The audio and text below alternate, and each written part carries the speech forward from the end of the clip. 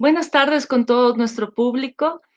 Un saludo cordial desde Ecuador a todos los países, estudiantes, profesores que nos están acompañando la tarde de hoy en nuestra primera jornada de conferencias, nuestra primera semana de charlas académicas que la organización de la 12ª Olimpiada Latinoamericana de Astronomía y Astronáutica, edición Ecuador 2020, pone a su disposición.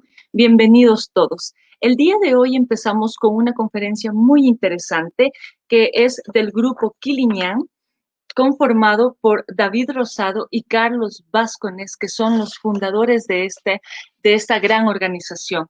El nombre de la charla es Astronomía en la latitud cero. Damos la bienvenida a Carlos y a David el día de hoy. Buenas tardes con los dos. Carlos Vázquez es maestrante de Innovación en Educación en la Universidad Politécnica Salesiana, licenciado en Ciencias de la Educación de la UPS, activista y gestor cultural.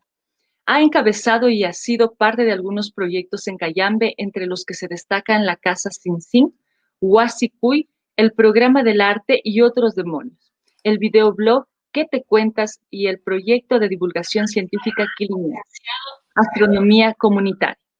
Además, actualmente se desempeñó como coordinador de la carrera de Educación Intercultural Bilingüe de la Universidad Politécnica Salesiana en Cayambe. Bienvenido, Carlos. Un gusto tenerte.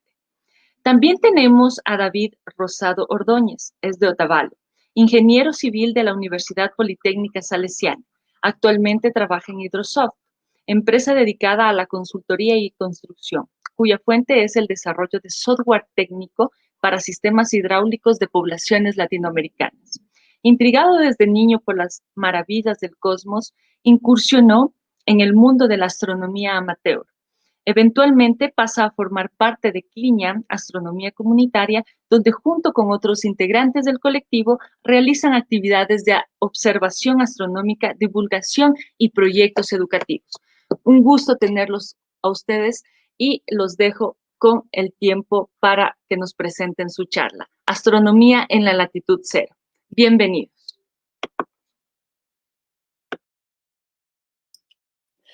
Bueno, gracias Marcela por la invitación. Sin duda es un gusto participar de esta 12ª Olimpiada Latinoamericana de Astronomía y Astronáutica. Bueno, hemos preparado unas diapositivas para abordar el tema. ¿Sí? Bueno, el tema que hoy vamos a ver es astronomía en la latitud cero. ¿Sí? Muchos conocemos de la astronomía occidental, que se hablan de los pueblos de la Vía Yala igual, pero es el conocimiento que se tiene de nuestros pueblos es quizás menor, no es más escaso o no está divulgado, como suele suceder con la astronomía occidental. Vamos a entrarnos en pequeños momentos, bueno, en donde hemos dividido al Ecuador en varias etapas. ¿Sí? El Ecuador de la astronomía pre-inca, el Ecuador de la astronomía inca, después veremos la astronomía colonial y en la República. ¿Sí? Entonces, sin más, bueno, y yo quiero presentarles esta idea, ¿no? De que en Ecuador hubo astronomía antes de la llegada de los incas, ¿sí? Estamos hablando mucho antes del año 1200, ¿sí? Y como evidencia de ello tenemos varios espacios. Tenemos la montaña Catequilla, el cerro Catequilla, tenemos igualmente a Pambamarca, Cochasquí y Punquechí. Cada uno de ellos tiene sus particularidades que ya les vamos a ver a continuación. En este momento yo quisiera traer a colación, o más bien traer una idea que se me vino a la mente, ¿no? Que particularmente todo lo que conocemos de astronomía pre-inca está cercano a la línea ecuatorial. ¿Sí? Vamos a ver que todos estos espacios que hemos visto anteriormente están cercanos a la línea ecuatorial. Igualmente, al estar en la cadena montañosa de los Andes, contamos ya con elevaciones naturales que permiten hacer observaciones cronómicas. Bueno, aquí tenemos un primer espacio, ¿no? Que es Capequilla. Capequilla está ubicado justamente en la mitad del mundo, en la línea ecuatorial 0 grados 0 segundos 0 minutos. eh, Está cercano al monumento mitad del mundo. Sin embargo, Capequilla es un observatorio natural donde podemos observar varios eventos astronómicos, ¿sí? Si nos ubicamos ahí en los solsticios o en los equinoccios, podemos ver la salida del Sol en el solsticio de julio alineado al Cochasquí, en el solsticio de diciembre alineado al Alfa Marca. Mientras que en los equinoccios veremos que el Sol sale justo detrás del volcán Cayambe.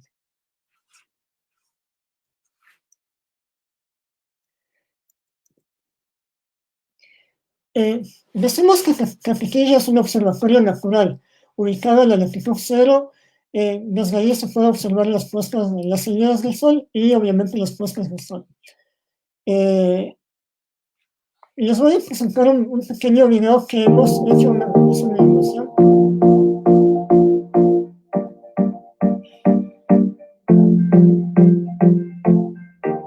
Aquí podemos ver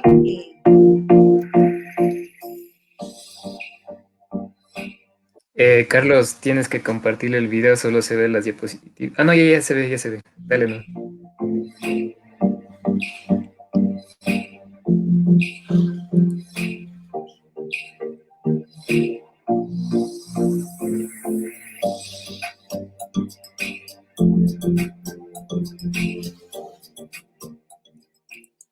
Bueno, en este video hemos podido ver justamente la animación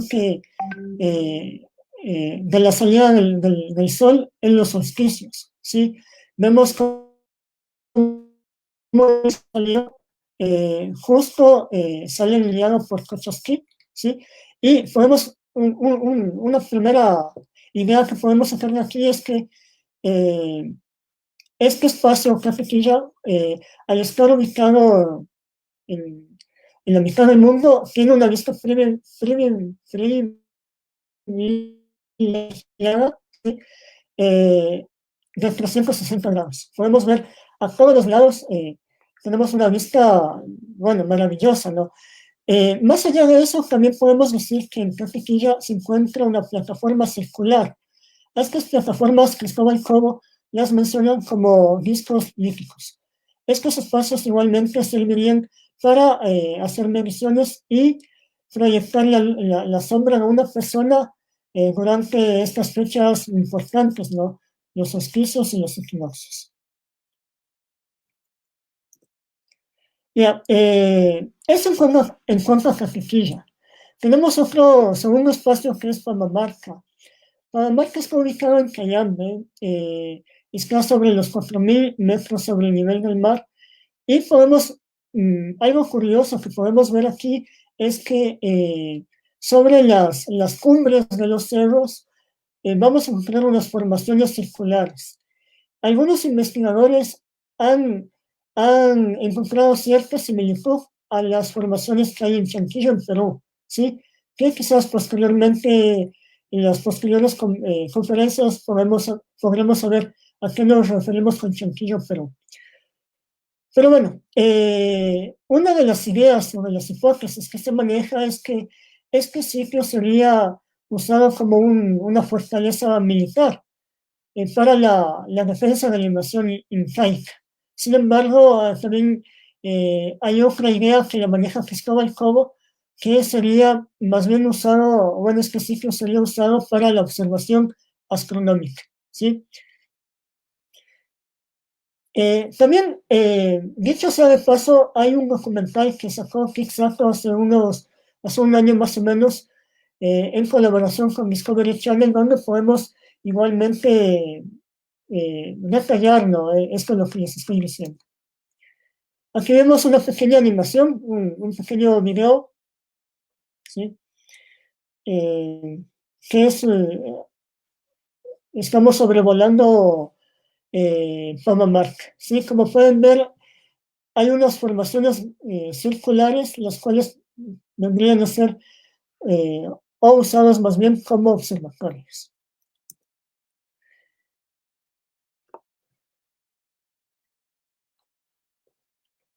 Tenemos Punquiachil. Punquiachil es una pirámide, es el nombre que se le da a una pirámide que está ubicado en Cayambe, justamente en el centro de Cayambe. Es una, o bueno, más bien dicho, es la pirámide más grande que hay o que se ha encontrado en el Ecuador. Estas pirámides, a diferencia de las pirámides occidentales o de Centroamérica, eh, como, como las mayas o las aztecas, es muy diferente, ¿sí? Esta pirámide tiene una denominación técnica como trunca. ¿Por qué? Porque no termina en una punta, sino más bien que está cortada, ¿sí? Así fue hecha su construcción, no es que alguien la cortó, sino que así fue hecha.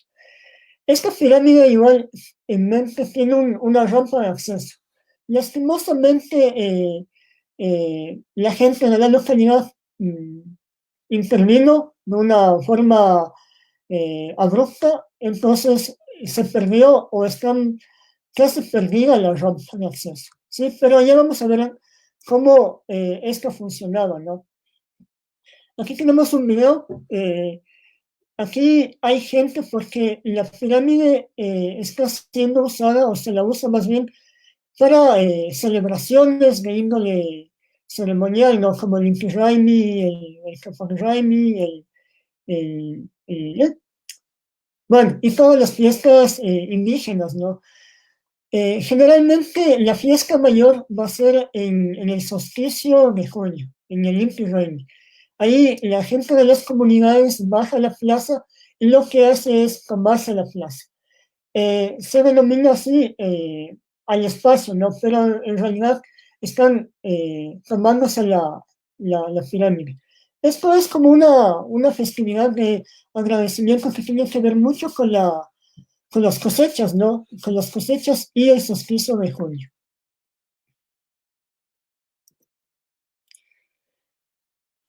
Por último, en esto de la astronomía pre-inca tenemos pues podríamos decir que es el único espacio administrado por el Estado, ¿sí? Y en donde vamos a encontrar un sinnúmero de pirámides como la que vimos anteriormente, pero en un mejor estado, eso sí. Cochasquí data del año 950 antes del presente, cuenta con 15 pirámides y 21 tolas o montículos funerarios. Y está construido con bloques de Fangawa. En la imagen de la derecha podemos ver los bloques de Fangawa, como pueden ver, son bastante grandes, más o menos tienen 1 metro cúbico, ¿sí? Entonces son bastante grandes. Y aquí podemos ver una animación, ¿sí? Esto es más o menos cómo sería construida las pirámides de denominación trunca.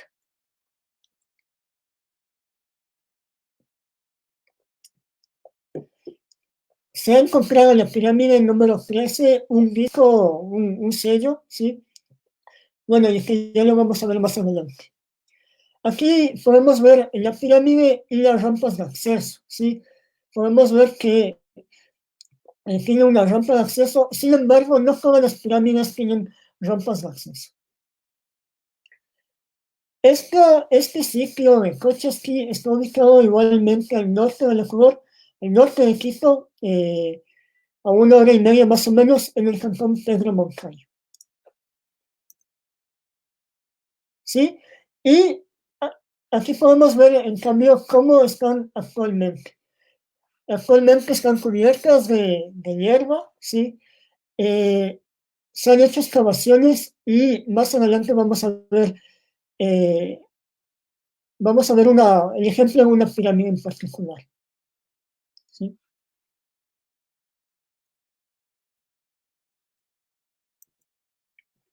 Ya. Entonces, el complejo arqueológico Khrushchevsky, como decía, cuenta con 15 pirámides. Aquí podemos ver un mapa y particularmente si nos fijamos en el mapa del medio vemos una pirámide de color verde con amarillo, ¿sí?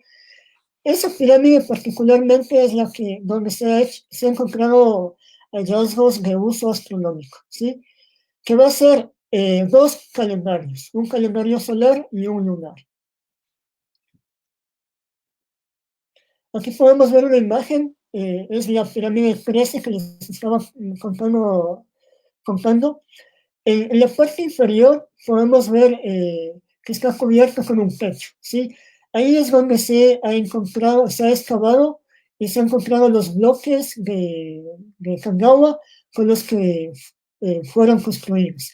Y en la parte superior, ahí vamos a encontrar, justo arriba de la pirámide, podemos encontrar los calendarios solar y lunar. Bueno, aquí tenemos ya unas imágenes de estos calendarios. Fueron construidos circularmente, ¿sí? Eso es una primera idea que podemos decir.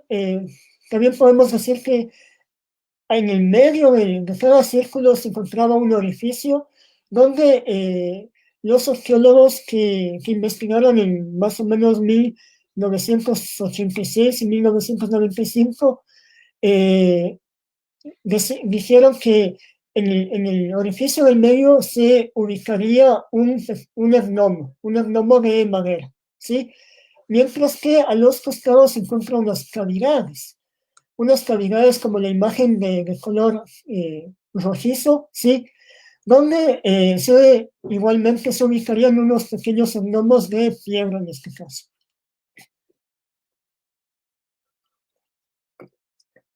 ¿Cuál sería el sentido de hacer esto? El sentido sería marcar un reloj solar y lunar, como con la proyección de sombras de los gnomos, ¿sí? ¿Para qué marcar? Evidentemente sabemos que nuestras culturas ancestrales tenían un conocimiento astronómico. Este conocimiento astronómico lo usaron para sus cultos, sus celebraciones. Los calendarios agrícolas.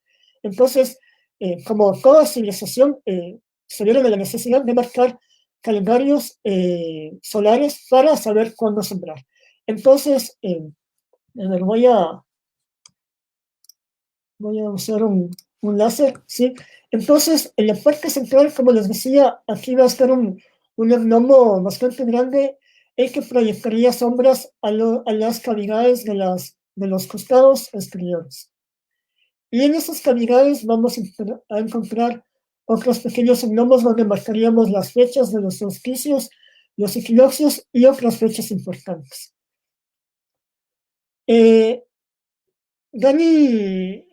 arqueólogo, el arqueólogo Dani Borover, él plantea que estas cavidades podrían haberse usado como espejos astronómicos. Esta idea viene proviene más bien de las culturas mayas de Mesoamérica, ¿sí? Pero no es una teoría que se haya comprobado. Ahora, algo que hay que recalcar, creo yo, va a ser que todo lo que sabemos de astronomía pre-Inca, Inca, en nuestro Ecuador, no es concluyente. Sí, hay estudios, hay hipótesis, pero lastimosamente no son concluyentes, porque no se está trabajando, no hay un interés de parte del Estado en investigación. Bueno, volviendo a Khrushchevsky, como decía, al menos la pirámide 13 hay evidencia que sería usada para la astronomía, ¿sí? Este calendario estaría ubicado, como les decía, en estas formaciones circulares, y aquí tenemos un gnomo que proyectaría las sombras en las cavidades de los extremos, donde también hay gnomos.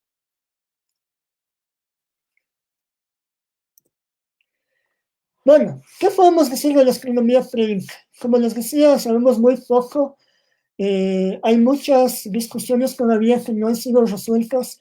El caso de Pamamarca, Capiquilla, Punquechil, el mismo Cochasquí, hay muchas discusiones que están todavía en el aire, ¿sí? Que no hay conclusiones aún. Sin embargo, si nos centramos particularmente en la pirámide número 3 en el Cochasquí, podemos decir que efectivamente su uso fue astronómico, ¿sí?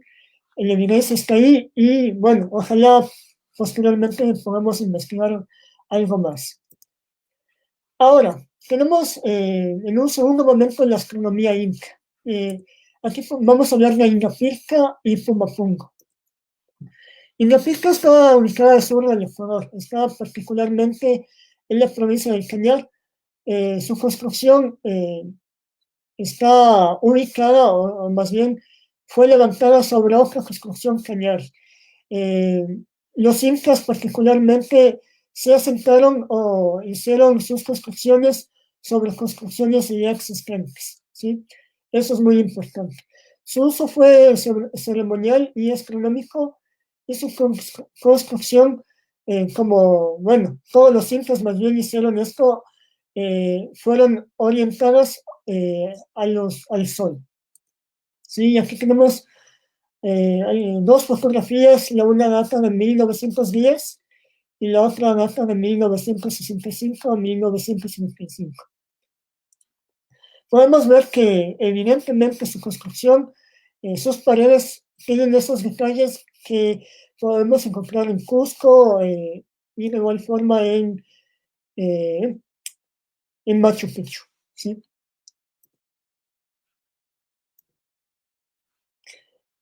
Bueno, y aquí tenemos todo el complejo de Ingapirca. Es más o menos es grande, sí, su uso fue para marcar, también hubo un templo del sol donde se marcaron los solsticios y los equinoccios. ¿Sí? Los incas tenían un culto muy importante al sol, entonces por eso es que siempre en todas sus construcciones vamos a encontrar un templo del sol. Tenemos también Fumapungo. Fumapungo ya está cercano a Ingapirca, está en la ciudad de Cuenca, ¿sí? Está a uno de sus costados está el río Comalamba y se trataría de un templo solar.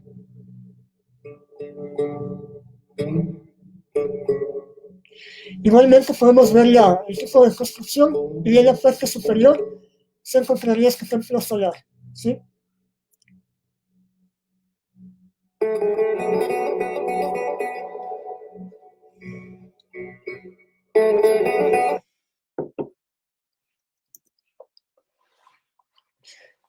Bueno, el templo solar fue construido en la cima de este complejo, ¿sí? Y sería usado evidentemente para hacer observaciones y marcar los auspicios y los equinoccios. Los incas igualmente tenían conocimiento de ciertas constelaciones, entre ellas la Cruz del Sur, ¿sí? Al pararnos desde ahí podemos igualmente tener una vista directa de 360 grados. Bueno, eso es lo que yo les puedo decir. A continuación, David va a continuar con la exposición.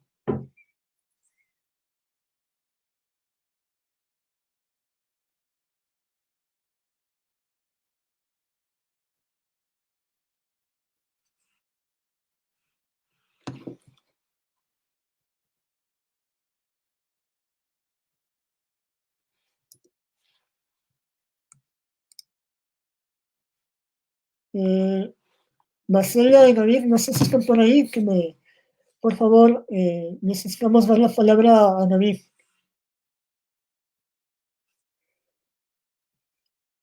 Bueno, mientras solucionamos el problema, les voy a seguir hablando, o bueno, más bien entrando en detalle a lo que era Cochasquí, porque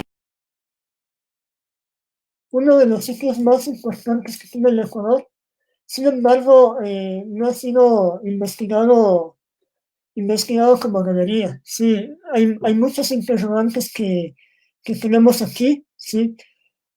Una de las hipótesis, además del uso astronómico de la pirámide 13, es que el resto de pirámides, recordemos, son en total 15, el resto de pirámides serían usadas como vivienda.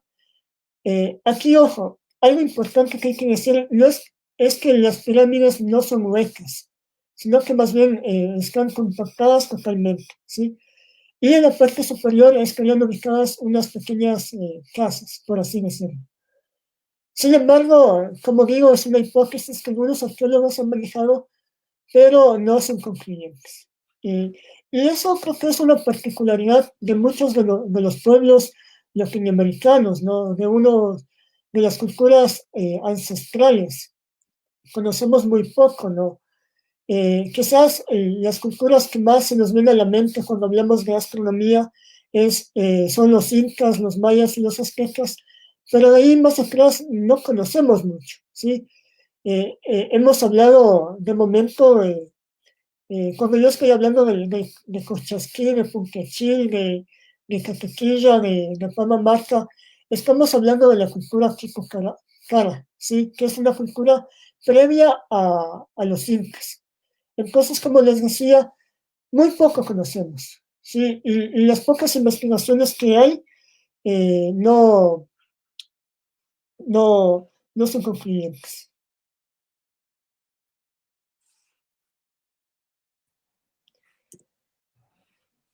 Ya. ¿Ya estamos? Sí, listo. Bueno, ¿cómo están todos? Entonces voy a continuar con la exposición. Ya. Aquí vamos a dar un pequeño salto en el tiempo. Ya. Voy a hablarles de las misiones geodésicas. Eh, Después de que transcurrió todo este periodo de los incas, como sabemos, llegó la época colonial. Las grandes potencias europeas llegaron a América y se establecieron aquí. No es necesario ahondar en el tema, simplemente como preámbulo, decirles esto, de que es en la época colonial. Y algo que poca gente sabe es que Ecuador fue un campo de batalla, digamos, para dos titanes de la astronomía y de la ciencia de europeos. El primero de ellos fue Isaac Newton. Isaac Newton, como todos sabemos, ha hecho un sinnúmero de descubrimientos y aportes a la ciencia, que hasta ahora se lo sigue usando. Yo como ingeniero civil puedo dar testimonio de ello. Isaac Newton, en su, en su obra, que aquí vemos el nombre de su obra principal, dedujo con la teoría de la gravitación universal que la Tierra debía tener un aplanamiento en los polos y un ensanchamiento en el ecuador, es decir, debía tener una forma de un elipsoide, se llama. Su teoría también era apoyada por muchos sabios de la época, entre ellos, y una buena prueba de que Newton tenía razón o podría haber tenido razón en la época, fue Jan Richter, quien llevó un péndulo, el mismo péndulo con las mismas características y demás, a Cayena, que Cayena está en la parte norte de América del Sur y es una colonia francesa. Y bueno, este péndulo resulta que en París batía más rápido y en Cayena más lento. Así que dedujo que la gravedad debía ser más fuerte, digamos, en París, en Cayena lo contrario. Por tanto, significa que había mayor masa, digamos, que separaba el centro de la Tierra con Cayena y en París menor masa. Y por otro lado, el oponente de Newton, digamos, era Cassini, Jean-Dominique Cassini, Todo aquel que sea aficionado a la astronomía ha oído hablar de él y conoce a Cassini y su dinastía. Cassini y también su hijo Cassini II, como era llamado, realizaron una medición desde París a Dunkerque, en el caso de Cassini II y Cassini I de París a Collioure. Ellos encontraron que la distancia desde París a Dunkerque era menor ay, sí, era menor que la distancia a Collioure. Ya. Y bueno, esta era la medida de la época, la medida de longitud, la toesa francesa, que equivale a casi 2 metros. Y esta relación les llevó a teorizar que la Tierra tenía una forma inversa a la que Newton dedujo. Tenía una forma de un elipsoide, pero estaba achatada en el ecuador y ensanchada en los polos. Por geometría, estas mediciones hacen que se deduzca esto, de que la Tierra tiene esta forma elíptica, inversa a la de Newton. Esto durante décadas fue una discusión entre varios sabios. Por ejemplo, también Descartes apoyaba a Cassini, Huygens a Newton, y así, cada uno elegía su bando. Fue tanto este debate que llegó a ser un asunto de Estado, un asunto que era ya una discusión entre el imperio inglés. Estas son las banderas del imperio inglés y del imperio francés. Así que después de ya varias décadas, después de que Newton planteó esta idea, 40 años más o menos después, por fin alguien decidió a comprobar estas teorías para ver quién tenía la razón. Por órdenes de Luis XV, bueno, rey de Francia en ese entonces. Aquí vemos el comunicado traducido del español. Ordena a la Academia de Ciencias de París que vayan a hacer esta medición.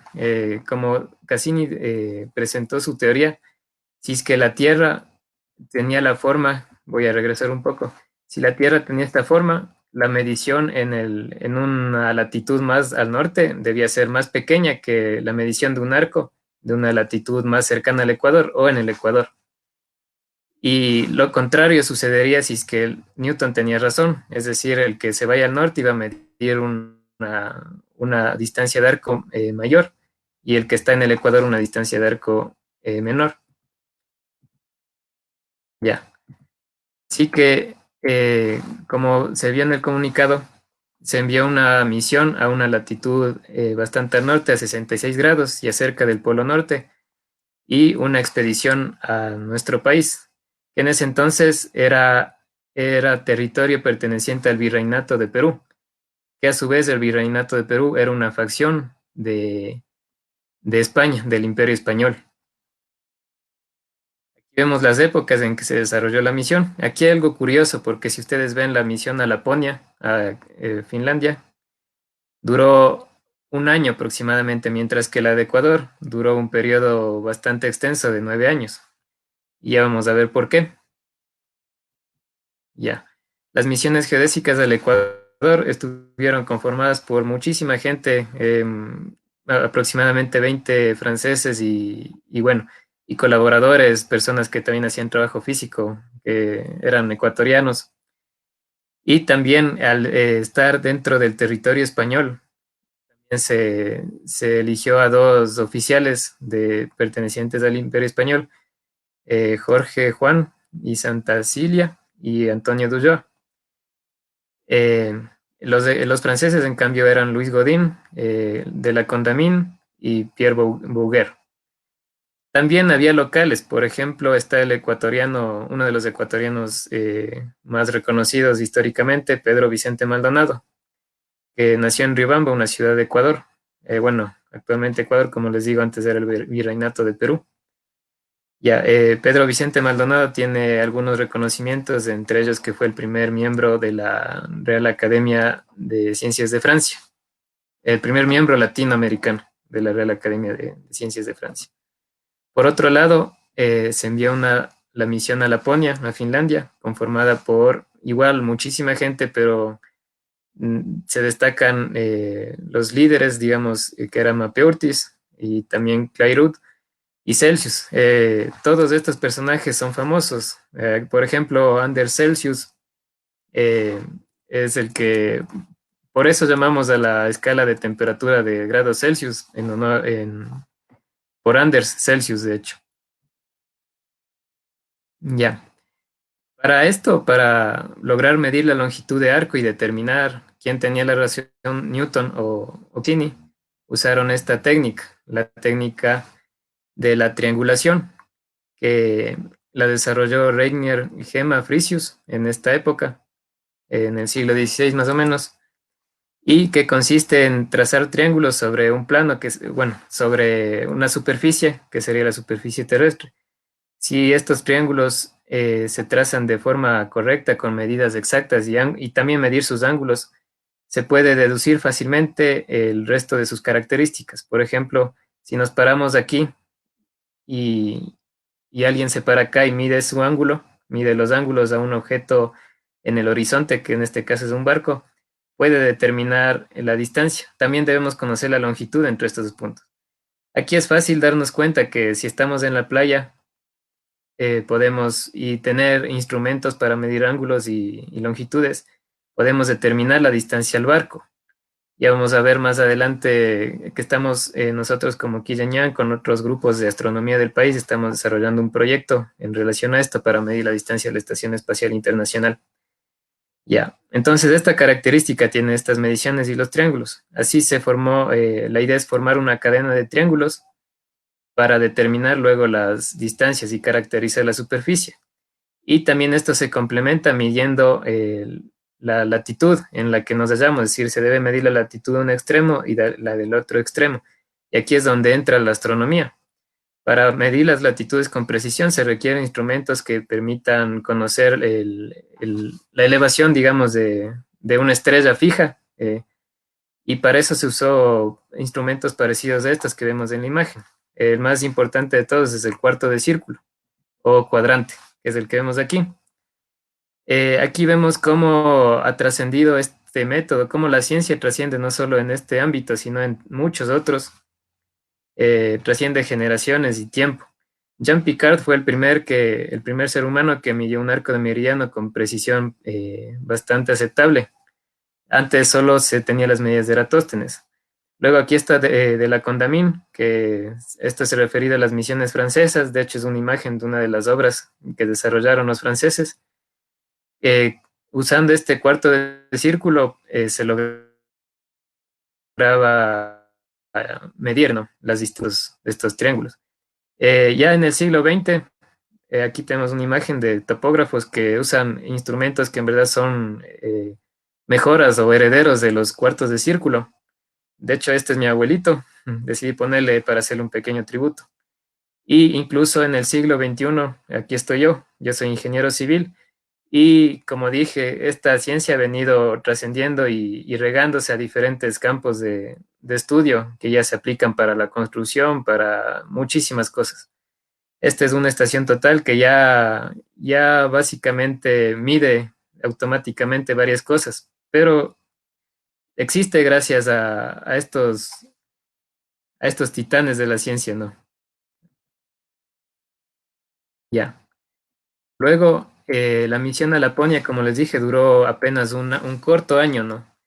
Allá, por ser un terreno bastante plano y otros factores, pudieron hacerlo en un año. Además que hicieron una medida un poco apresurada, solo midieron 1 grado. Ya. Al comparar esta medición de 57.437 toesas con la medición de Jean Picard en Francia, ya descubrieron esta relación de Cassini antelaba, de que Cassini antelaba, y era inversa a lo que Cassini creía, es decir, mientras más al norte íbamos, la medida va creciendo, y mientras más cercano al Ecuador, la medida va reduciéndose. Por tanto, ya se dio la victoria a Newton. Newton, desde, como dijo Voltaire, Voltaire tiene esta frase famosa: Newton aplastó la esfera y a los Cassini. Y otra frase de Voltaire también, él dijo que Newton, desde su casa, sentado en su casa, ya sabía lo que otros tuvieron que ir a comprobar a lugares lejanos y aburridos. Así se llamaba, ¿no? Se le llamaba a Sudamérica. Ya.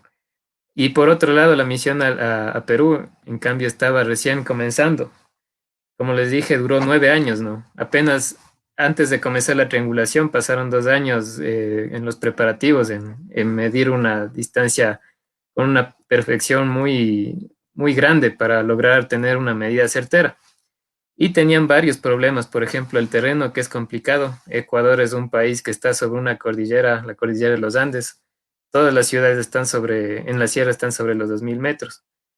Eh, Esto es una ventaja porque tenemos picos para poder observar de pico a pico. Tenemos dos franjas de montañas, la cordillera oriental y la occidental, que si bien es una ventaja por un lado, por otra dificulta, ya que hay que subir hasta la cima de los picos, hay que sortear el clima, como vemos aquí, la temperatura, todo esto altera los instrumentos y no permitía que se hagan las mediciones rápidas, la neblina, el viento, la lluvia.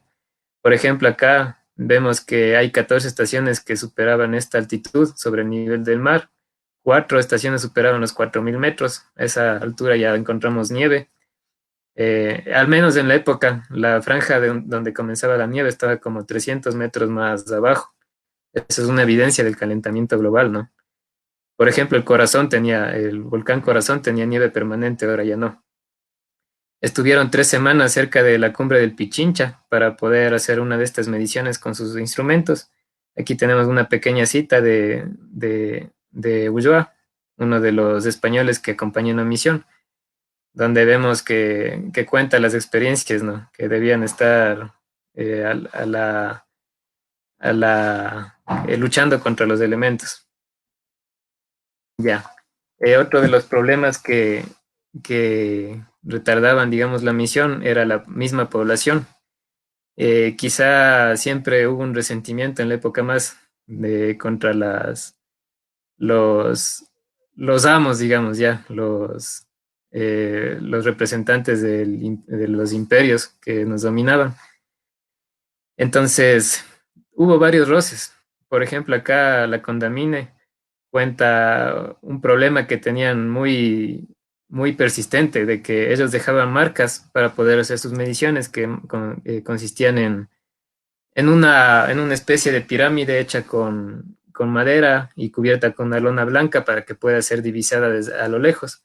Pero la gente del lugar, aquí vemos cómo se refiere a la gente con un poco de racismo, quizá en la época no se consideraba así porque se creían que eran superiores, ¿no? Pero bueno, aquí vemos cómo con rencor se refería a la gente, a los indígenas más precisamente, porque ellos destruían estas señales. Quizá la tela les servía, y es obvio, ¿no? Que la tela les servía, quién sabe para qué, pero, y bueno, esto también retardaba. Otro de los problemas con la población, por ejemplo, en Cuenca, uno de los integrantes de la misión, un cirujano francés, murió arrastrado, apedreado, porque tuvo un idilio amoroso prohibido, quizá. Y ya, también había enfermedades. Uno de los exploradores murió, tenían que pelear, como dije, con los elementos, con animales, incluso salvajes, porque bastante del territorio nacional aún estaba aún no había civilización como tal, ¿no? Pero bueno, a pesar de todo esto, después de 9 años y varios rencores entre ellos, incluso cada uno de los científicos que conformaron la misión obtuvieron sus propios resultados. Pero a pesar de todo, lograron hacer esta cadena de triángulos a lo largo de la cordillera ecuatoriana. Empezaron más o menos aquí en Pambamarca y terminaron por Cuenca, subiendo a muchísimos picos, a muchísimos picos nevados incluso. Lograron obtener mediciones. Aquí vemos a la famosa constelación de Orión. Una curiosidad es que con estos instrumentos para medir las latitudes, eh, usaban la estrella del medio del cinturón de Orión, que es Al-Nilam. Al-Nilam se llama esta estrella. Ellos usaban esta estrella, se paraban en diferentes sitios del Ecuador y al mismo tiempo medían los ángulos para lograr saber, conocer las latitudes. Aquí vemos una de las latitudes que Jorge Juan Ulloa fue la última latitud que se planteó en, 1900, en 1744 más o menos. Y con esta latitud y la medición ya podían saber la longitud de arco de un meridiano, promediando, porque en verdad eh, midieron una longitud en 3 grados de latitud, en 3 grados, mientras que en Laponia solo se midió uno. Esto para tener mayor precisión, porque se puede hacer promediando se puede obtener un valor quizá más exacto. Luego, más tarde, bueno, en 1924, la Asociación Internacional de Geodesia, ya con nuevos instrumentos, y también hubo una segunda misión, ya establecen un valor bastante exacto para los arcos de meridiano, de un grado de meridiano. Y se dieron cuenta que la misión geodésica al Virreinato de Perú, ya en esta época Ecuador, fue la más exacta de todas, más exacta que la que hicieron en Laponia. Aquí está, fallaron por 60 metros aproximadamente, mientras que en Laponia la falla fue de 390 metros. Entonces ellos compensaron quizá esta rapidez, la compensaron con calidad de medición. Entonces, esta se considera una de las odiseas científicas más épicas de nuestros tiempos, de los tiempos actuales. Ya terminando con este tema, ya solo quiero hablarles más o menos de la astronomía actual que tenemos aquí en Ecuador. Tenemos el Observatorio de Quito, que también es un edificio ya bastante antiguo que lleva siglos. De hecho, es uno de los primeros observatorios de Latinoamérica. Aquí vemos uno de sus telescopios. Voy a pasar un breve video del, del Observatorio Astronómico de Quito, que fue brindado justamente por ellos para este evento.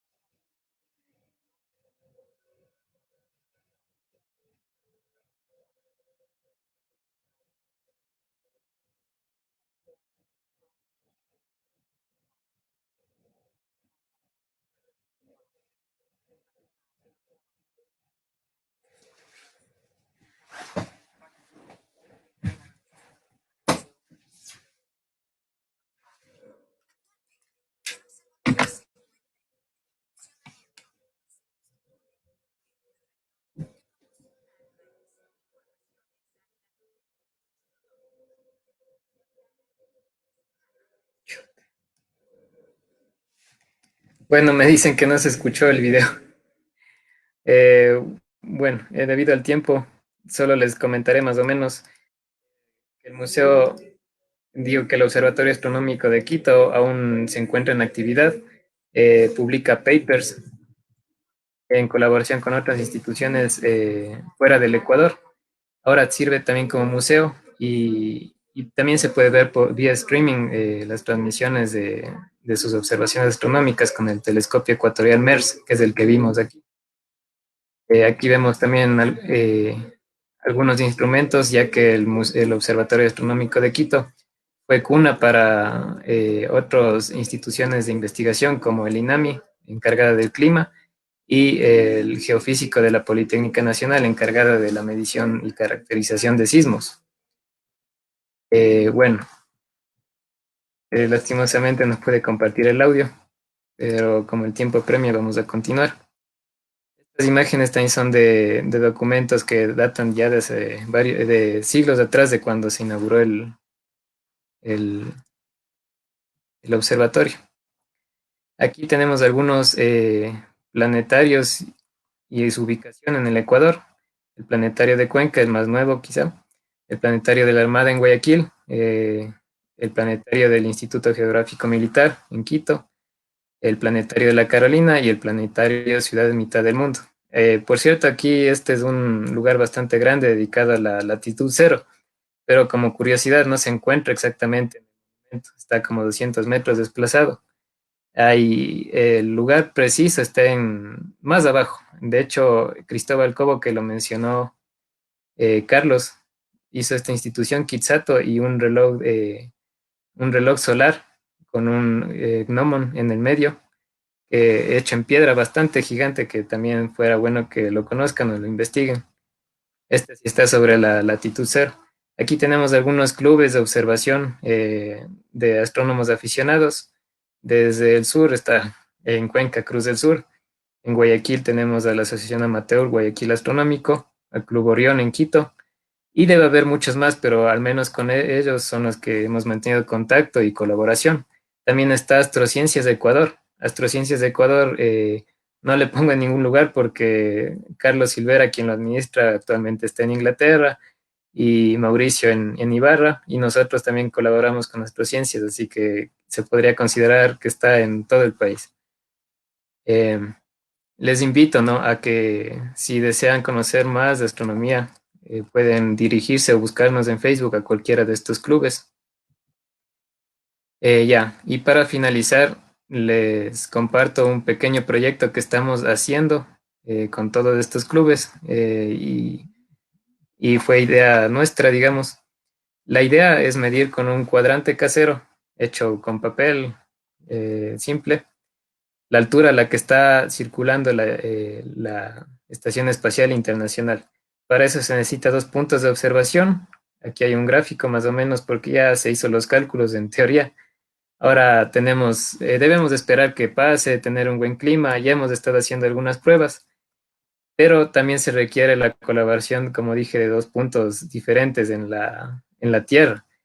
Estamos buscando colaboración con alguien de Perú, así que si hay alguien de Perú que nos esté viendo, de Colombia, nos puede escribir aquí Yañan, aquí está, se escribe así, para que nos pueda colaborar. Y bueno, el objetivo de este proyecto no es ningún descubrimiento nuevo, sino más bien incentivar a la población, a los más jóvenes especialmente, a que sean conscientes del mundo que les rodea y que sepan que conciencia se puede hacer grandes cosas como, o sea, ¿quién se imagina medir la altitud de este, por cierto, laboratorio gigantesco? Mide como una cancha de fútbol y que sean conscientes de que existe, ¿no?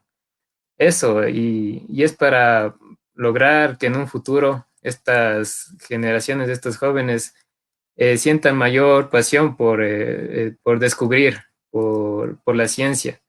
Y por supuesto, esto nos traerá un mejor futuro a todos.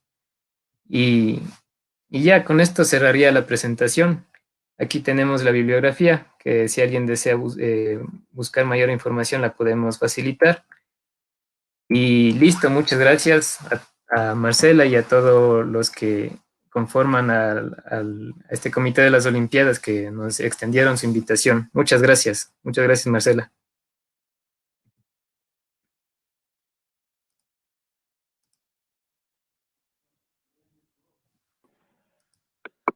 Muchísimas gracias, Carlos. Muchísimas gracias, David.